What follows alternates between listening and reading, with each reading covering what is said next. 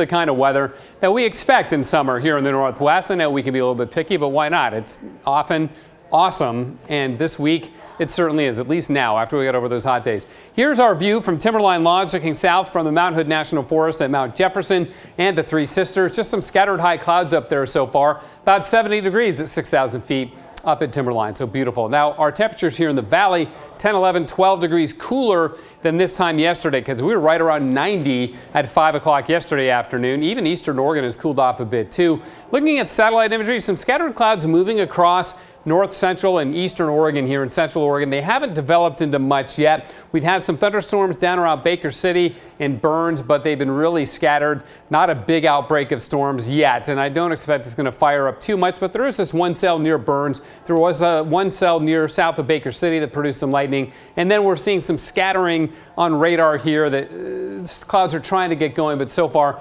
not much luck. There is a red flag warning for fire weather conditions up in eastern Washington on the east slopes of the Washington Cascades. And that's not because there is a fire or because we even expect a fire to start. It's because if there was a fire, it could behave erratically or extremely because of the wind and the low humidity. So that's it for fire weather conditions in the Northwest. Not bad at all. This weather system here will cool us off again over the weekend. That, of course, begs the question, what happens the next couple of days? And we warm up on Thursday and Friday, but only into the mid-80s. And we're not going to head back into the 90s, at least not yet. I'm sure we will later this summer, but so far so good. This little pinwheel of a storm is Hurricane Darby, powering its way across the Pacific Ocean. Still a Category 3, but it's going to weaken as it heads south of Hawaii in the next several days, so it shouldn't be much of a problem for the islands. Okay, here's Futurecast.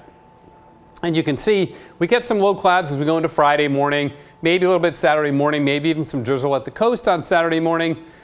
But that's it. What we have right now is largely what we get for the next several days, and certainly for tomorrow. 65 at 10 a.m., so nice and comfortable. By noon, 72, 1 o'clock, 76, and then by 3, 4 o'clock, we're in the 80s.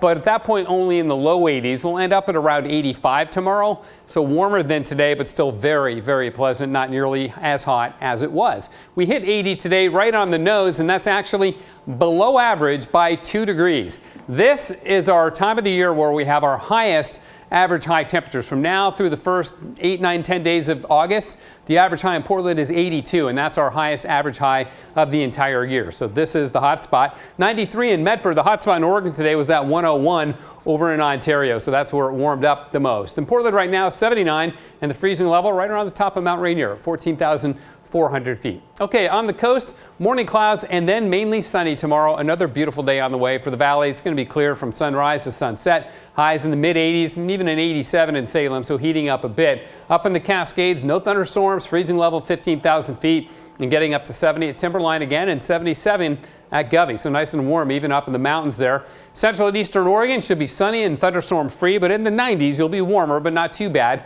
For the Gorge, it's a west wind up to about 20, nice and consistent. 87 in Hood River tomorrow and about 95 rather in the Dalles. For Portland, it'll be clear and breezy tonight and then sunny tomorrow and 85. 86 on Friday. Great weather for the Thorns Saturday and the Timbers on Sunday. And then there's that little warm up, about 91 next Tuesday, but nothing we can't handle, guys. Back to you.